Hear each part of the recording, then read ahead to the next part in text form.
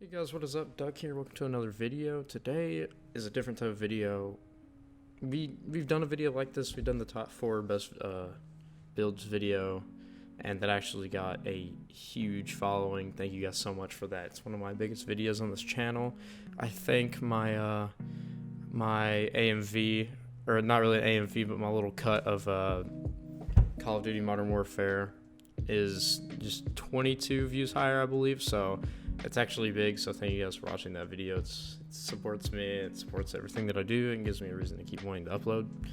Today I got another video like that, except this is going to be focused around one build, and I'm going to explain to you as to why it's such a good build. So, I actually got Otzdarva. If you don't know Otzdarva, you've been living under a rock, but Otzdarva is I guess you could say he's a pro Dead by Daylight killer. And he plays a lot of Survivor as well, but, usually as a killer, they know more because they're actually playing against this, and, they know what to look for in a Survivor build. I actually got a clip of him because I asked him in a message on his stream, and he obviously didn't know that I was going to make this into a video. If you see this, Otz, what's up, man? But he obviously didn't know this was going to go into a video. I kind of just clipped it because I just honestly wanted someone that's a bit better at the game than I am for their opinion. So today I've got you guys a new build. This is probably the ultimate solo build, or you can just use it in any you can use it with everyone, but it's a really good solo build if you're playing alone, or if you're not synergizing it with any other builds.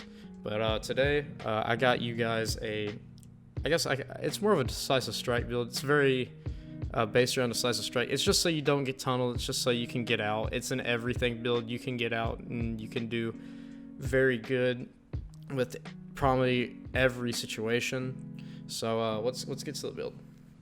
First off, you got decisive strike.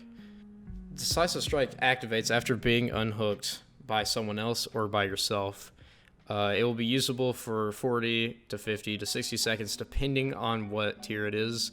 Now, I recommend it being tier 3, because if you don't have tier 3 decisive strike, there's going to be so many times to where you're going to get picked up and it's going to run out super quickly. So tier 3 decisive strike's the best, obviously. But while decisive strike is activated, when grabbed by a killer, you can succeed it's not a big skill check, it's not a small skill check.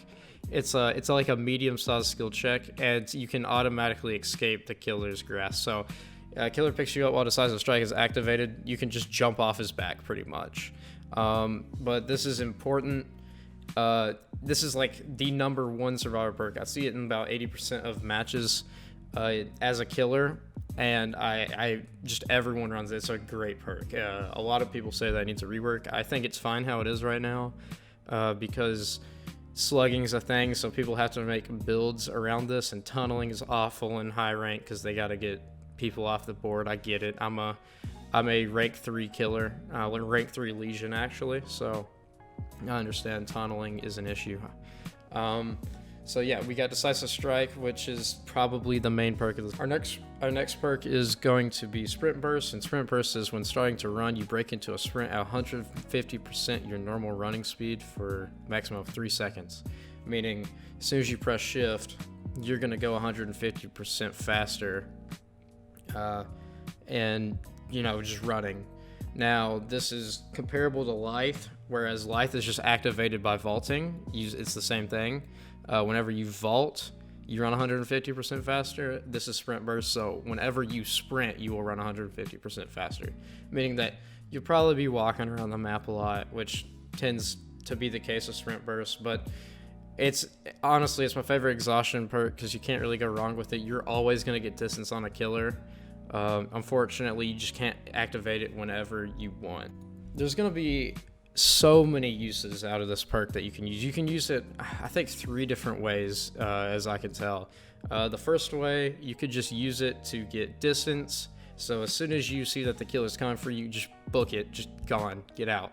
Which I believe is the best way to use it, because I feel like that's the way you're meant to use it. It's the best way because you're going to get distance. You're always trying to get distance from a killer. What a lot of people like to do is actually wait for the killer to get on them and then start sprinting so they can bait out a hit.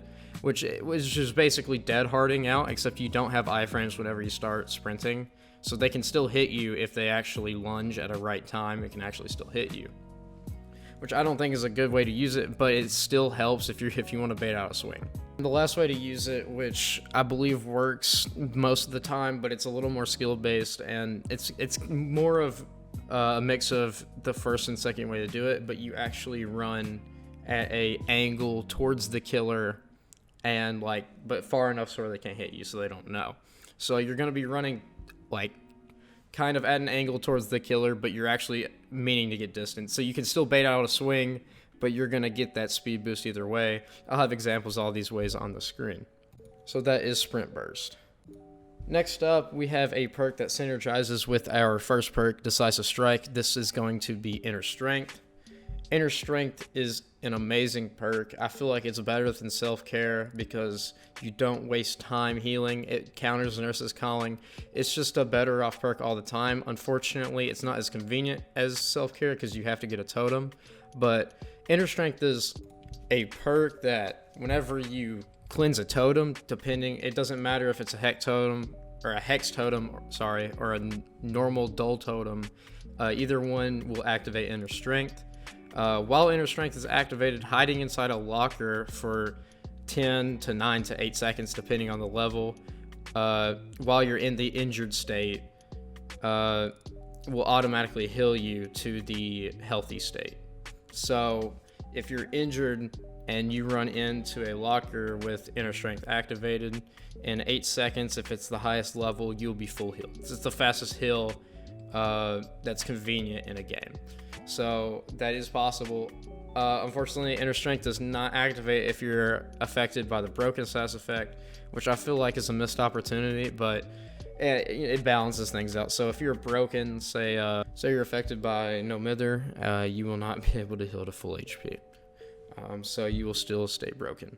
Inner Strength is a Nancy teachable at level 40, and I forgot to mention that Decisive Strike is also a Laurie Strode perk that I believe you get at level 40. I could be wrong. The second perk, Sprint Burst, is also a Meg Thomas perk that you can unlock at level 35. Now you have a option for the last two perks the last perk that you can use. So you get 2 perks, and each one works perfectly with this build. One of them I think is more synergized than the other, but the other one's just an overall good pick in any build. So let's go ahead and talk about Unbreakable.